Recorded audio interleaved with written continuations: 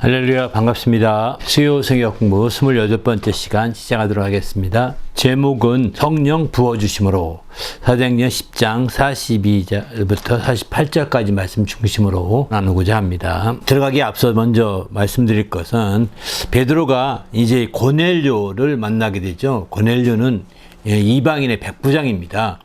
이방인의 백부장을 만나게 되면서 베드로에 가지고 있던 유대인들의 어떤 그 전통적인 사고방식이라고 할까요? 율법적인 어떤 그런 생각들이 있어서 이방인과 함께 지내는 것에 대해서 부정적인 생각이 굉장히 많았던 것 같습니다. 베드로도 똑같이 그런 생각이 있었었는데 그런 생각 때문에 이방인을 만나는 것을 꺼려했던 것이 분명한 사실이죠. 갈라디아서를 보게 되면 베드로가 이제 그 이방인과 만나고 식사하고 있다가 사도 바울이 온다는 얘기 들으면서 막 도망간다는 그런 사건도 있는 거 보면 베드로가 굉장히 이때는 초기였기 때문에 더 이렇게 이방인에 대한 생각들이 더 분명했던 것 같습니다. 그런 생각에서 이제 하나님께서 그 환상 가운데 그 부정한 짐승들을 보여주면서 잡아먹어라 이렇게 했을 때 그것에 대해서 전 못 먹습니다. 이 더러운 것을 먹을 수가 없습니다. 이 거절하게 되죠. 그때 하나님께서 거룩하게 하신 것을 내가 속되게 하지 말라고 이렇게 몇 번씩 그런 환상을 보면서 이제 고넬료를 만나게 되는 겁니다. 이방인의 백부장인 고넬료를 만나게 되면서 이 고넬료에 대해서 어떤 이방인을 만남에 대한 선입관 같은 것들이 이제 무너지기 시작하는 거죠. 그래서 요 앞서서 보게 되면 베드로가 이제 하나님의 인도하신 가운데 고넬료를 만나게 되면서 베드로를 초청하게 된 과정 얘기를 듣게 되면서 바로 베드로는 하나님께서 외모로 사람을 취하지 않는구나 라고 하는 것을 깨닫게 됩니다. 그래서 하나님이 외모로 사람을 취하지 않으심을 알게 되면서 이제 자신이 가지고 있던 어떤 전통적인 가치관, 율법적인 가치관 이런 부분들을 내려놓게 되는 거죠. 그렇게 되면서 하나님의 놀라운 역사가 이제 펼쳐지게 되는 겁니다. 그뿐만 아니라 예수께서도 안식일 문제라든가 이런 모든 문제에 있어서도 이제 그런 측면들을 볼 수 있습니다. 안식일 문제로 인해서 바리새인들과의 갈등이 있지 않습니까? 그때에 예수님이 안식일을 어긴 것이 아니라 안식일에 관계된 어떤 구체적인 조항들, 또 세부 세칙들 이런 것들을 예수님은 그런 것들을 초월해서 복음을 증거하게 되는 거죠. 그리고 이제 안진병이를 일으키고 또 죽은 자를 살리고 많은 병자를 고치는 그런 일들이 펼쳐지게 되면서 예수께서 안식일을 어겼다라고 그들은 이제 안식일에 그와 같은 일을 했으니까요. 그래서 마침내 예수님에 대해서 아주 항변하게 되는 거죠. 그때 예수께서는 너희가 안식일에 그 소가 빠지게 우물에 빠지면 건지는 거 당연하지 않느냐. 하물며 이제 이 병자 환자들을 고치는 것은 소가 우물에 빠진 소를 건지는 것처럼 똑같은 것이다 라고 예수님은 그 해석을 그렇게 하시게 됩니다. 그래서 안식일에도 그 병자들을 고치는 일들이 이어졌던 거죠. 어쨌든 이것도 이제 하나의 예수께서 그동안에 바리새인이나 서기관들이 세웠던 그 안식일을 지키는 방식, 그것과 조금 달랐던 것을 보게 됩니다. 그만큼 예수께서 안식일을 지킬 때 그것은 율법을 지키지만 율법 안에서 그 율법의 기본적인 방식 안에서 지켰던 거죠. 그러나 이제 바리새인들은 율법 외에도 더 추가적으로 막 더해가지고 막 지키게 됩니다. 그렇게 하면서 그것이 자기의 의가 되어서 바로 메시아와랑 점점점 만나기 어려운 상황이 되는 거죠. 메시아가 왔음에도 알아볼 수 없게 되고 메시아를 만날 수 없는 상황으로 치닫아가는 겁니다.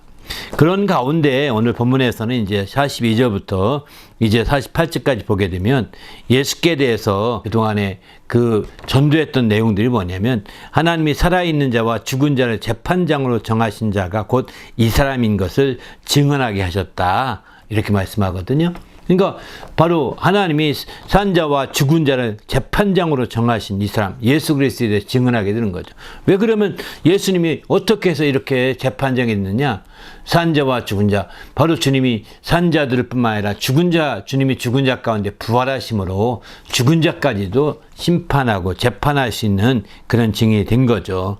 이것에 대해서 이제 43절에 보게 되면은 모든 선지자도 증언하기를 그를 믿는 사람들이 다 그 이의 이름으로 힘입어 죄사함을 받는다라고 이렇게 증언했다는 것입니다. 그의 이름을 힘입어서 죄사함 받게 된다. 그를 믿는 자는 다 이렇게 막 복음을 증거하게 되는 거죠. 바로 그가 살아있는 자와 죽은 자의 재판장이 되었고 또 그의 이름을 믿는 자들은 그의 이름으로 말미암아 이제 마침내 죄사함을 얻는다라고 이렇게 복음을 확실하게 증거하게 될 때 바로 이제 베드로가 이 말을 할 때에 바로 성령이 말씀을 듣는 모든 사람들 가운데 임하는 걸 보았습니다. 여기서 말씀을 듣는 모든 사람은 고넬료와 그 가족과 고넬료가 초청한 사람들 모두를 가리켜 말하는 거죠. 그 집에 모였던 자들을 가리켜 말하게 됩니다. 이들이 다 성령 받는 것을 보면서 이제 베드로와 함께 왔던 신자들이 놀라게 됩니다. 이방인에게도 이와 같은 성령이 임하는구나 라고 하는 것을 깨닫게 되는 거죠. 그래서 그 부분에 놀라게 되면서 이제 하나님이 이방인에게 성령 부어주심으로 말미암아 놀랐다라고 45절 이렇게 말하죠. 그럼 왜 놀랐느냐? 바로 그들이 방언을 말하며 하나님을 높임을 들었다는 것입니다. 방언을 말하며. 나중에 베드로는 이 방언을 말하고도 높임에 대해서 이렇게 말합니다. 이 사람들이 우리와 같이 성령을 받았으니 우리와 같은 성령을 받았다. 우리와 같이 성령을 받았다. 성령 받은 것을 바로 오순절 날에 성령을 받았을 때 나타난 현상과 거의 똑같은 현상. 우리와 같이 성령을 받았다 하는 것을 확인할 수 있는 거죠. 이렇게 확인하게 하는 대표적인 것이 방언이라고 볼 수 있습니다. 바로 오순절 날에 방언을 말하게 되죠. 성령이 말하게 하심을 따라서. 그런데 여기도 방언을 말하며 하나님 높였다는 것입니다. 그런 같은 방언을 말했었다고 이렇게 표현하고 있는 거죠. 그러니 이렇게까지 했으니 누가 이들에게 침례의 베품을 금할 수 있겠느냐? 금할 수 없다 얘기죠. 그래서 마침내 이들에게 예수 그리스도의 이름으로 침례를 베풀게 됩니다. 그리고 그들과 며칠 더 있게 된다는 내용이 48절까지 내용입니다. 그렇습니다. 오늘 여기서 제목을 성령 부어주심으로 이렇게 제목을 붙였거든요. 바로 오순절 날에 성령을 부어주신 것과 오늘 이렇게 고넬료 가정에 성령을 부어주신 것, 이 두 가지를 여기 은근히 비교하고 있는 거거든요.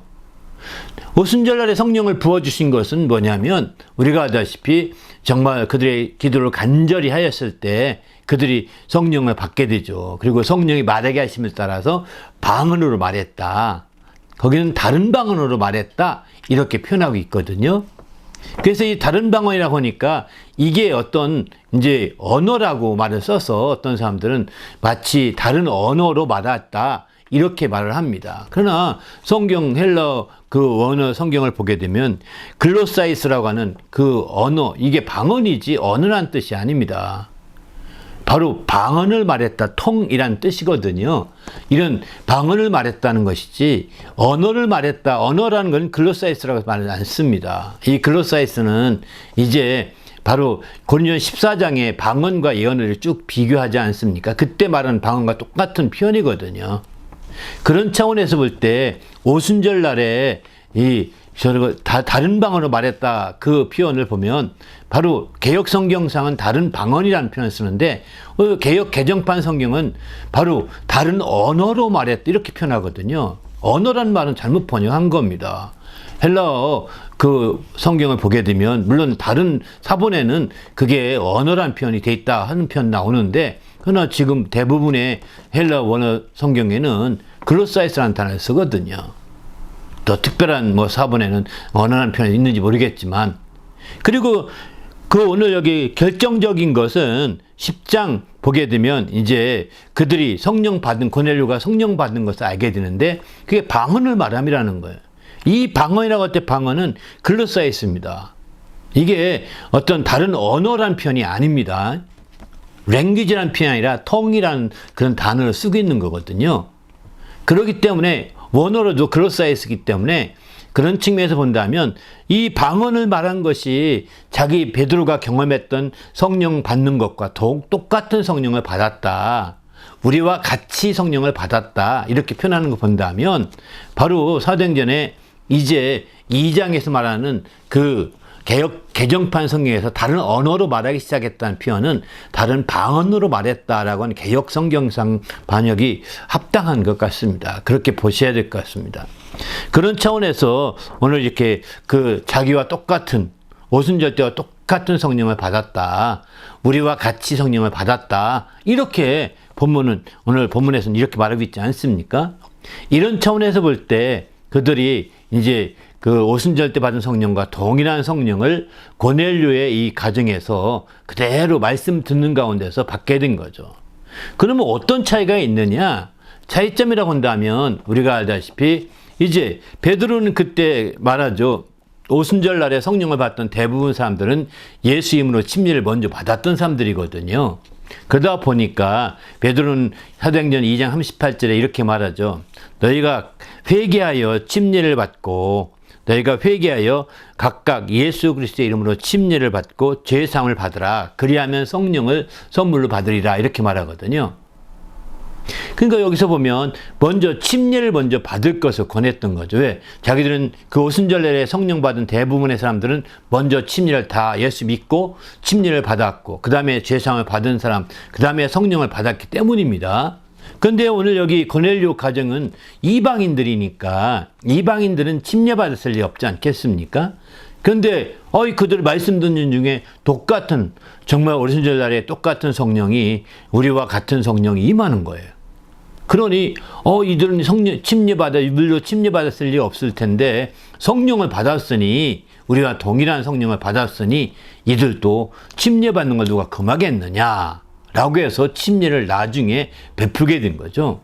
여기서 침례를 먼저 받았느냐, 나중에 받았느냐, 이 차이가 가장 큰 차이죠, 사실은. 그러나 이제 그게 나중에 고넬료 같은 나중에 침례를 취인하듯이 받게 되는 거죠. 성령을 받은 사람들은 침례에 대한 교육도 필요 없는 겁니다. 취인하듯이 침례 주면 되는 거예요. 왜? 이미 성령이 검증한 바가 됐기 때문입니다. 그의 신앙 자체를. 그러나 알다시피 일단 성령 침례 받지 못한 사람들을 침례를 줄 때는 침례에 대한 교육을 하죠. 그리고 물침례를 베풀게 됩니다. 그러나 먼저 물침례를 베풀기 전에 성령을 받은 사람들은 이렇게 성령으로 침례 받은 사람들은 이제 그런 거 검증할 필요도 없어요. 그냥 주면 되는 거예요. 테스팅할 필요도 없습니다. 그러나 이제 베드로는 여기서 놀란 거죠. 바로 예수 이름으로 침례를 받고 제사함을 받으면 회개해서 침례를 받고 제사함을 받게 되면 성령을 받는 줄 알았는데 여기 보니까 이제 회개해서 침례를 받지 않았는데도 성령을 받았단 말이에요. 이게 놀라운 거죠. 이 차이점이면서 놀라움을 여기서 받은 사람이 다 놀랬던 거예요. 베드로와 함께 했던 자들이 놀랐다고 하는데 이 부분에서 여긴 정말 이상하다 이렇게 할 정도로 놀라운 것이죠. 이런 차원에서 볼 때 이 차이점을 우리가 여기서는 엿볼 수 있어야 되는 거죠. 그러나 공통점이라고 한다면 방언을 말했다는 것, 그래서 하나님 높임을 보았다는 것입니다. 바로 오순절날에도 똑같이 방언을 말함으로 하나님을 높임을 보았고 또 여기서도 방언을 말함으로 하나님 높임을 보게 된 거죠. 그리고 또 한 가지는 성령이 임했다고 할 때는 그들이 똑같이 침례는 나중에 받았을지 모르지만 제사함을 먼저 그들이 회개해서 제사함을 먼저 누렸던 자들이었다는 걸 볼 수 있는 겁니다. 왜? 제사함을 받아야 이제 성령을 받을 수 있는 거거든요. 침례는 나중에 받을지라도 제사함의 확신이 없고 제사함을 받지 못한 자들은 정말 성령을 받을 수 없습니다. 제사함을 받아야 비로소 성령을 받을 수 있게 되는 거거든요. 왜냐하면 성령은 거룩한 영이시거든요. 거룩한 영이신 성령께서 임하시려면 그 심령이 거룩하게 되어야 되는 겁니다. 제사함을 받아서 거룩함을 얻어야 되는 거죠. 그래서 주님께서 이제 예수의 피값으로 우리의 죄를 다 사하기 전에는 성령을 받으라 한 적이 없습니다. 예수의 피값으로 다 제사함을 받을 수 있는 길을 다 열어놓으신 후에 그걸 믿는 자들에게 성령을 받으라 라고 이렇게 명령했던 거죠. 바로 이처럼 이들이 침례는 받지 못했을지 모르지만 이들은 예수 그리스도를 믿고 있었고 그리고 마침내 예수 그리스도 이름으로 말미암아 제사함 받는구나 하는 걸 깨닫는 순간에 그래서 이 믿는 자들이 다 그 이름으로 죄상을 받는다라고 하는 말씀을 듣는 순간에 그렇구나. 우리도 재산 받았구나. 그 이름 믿으면 재산 받게 되는구나. 할렐루야. 이럴 때 마침내 방언을 말하기 시작하고 성령이 내려오시게 임하시게 된 거죠. 성령을 부어주시는 그때 본 겁니다. 그 시점부터 시작되는 거죠. 그래서 이들도 이제 예수 이름으로 죄사함 받았다 하는 것을 그들을 깨닫게 되는 순간에 이제 성령이 임하셔서 성령을 부어주시는 것을 보았고, 그 결과 방언도 말하고 이렇게 하나님께 높임을 보면서 와, 우리와 똑같은 성령을 받았다. 우리와 같이 성령을 받은 것이니 누가 저들은 침례를 나중에 받는 것이지만 누가 금할 수 있겠느냐? 침례를 주자라고 해서 주게 되었던 겁니다. 우리가 이처럼 이제 성령을 부어주심에 있어서 이런 정말 초대교회 그 오순절 때와 여기 고넬료 가정에서의 차이를 좀 보시면서 핵심은 뭐냐면 침례가 성령 받는데 전제 조건이 아니라 죄산 받는 것이 성령 침례 받는데 전제 조건인 것을 알아야 됩니다. 오직 그리고 성령 받은 공통점 중에 한 가지가 방언이었다는 것을 볼 수가 있는 거죠. 공통점으로 성령 받은 증거로서의 공통점 중에 한 가지로 오순절 날에 성령 받은 것과 고넬료가 성령 받은 것 똑같이 얘기하고 똑같은 글로사이스라고 하는 단어를 쓰고 있습니다. 방언인 거죠. 이게 이제 그런 차원에서 볼 때 우리가 이제 성령 부어주심에 대한 증거들 확실하게 방언이라는 사실을 좀 이해해보고, 또 이렇게 하기 위해서 죄사함이라고 하는 전제 조건이 확실하게 돼야 된다는 걸 알 수 있습니다. 여기서 이런 차이와 공통점들을 알므로 우리도 또한 성령 충만해서 우리 하나님께 귀 쓰이는 성도가 되시기를 예수님의 이름으로 축원합니다. 할렐루야. 오늘 말씀 생각하면서 간절히 합심하여 기도하겠습니다.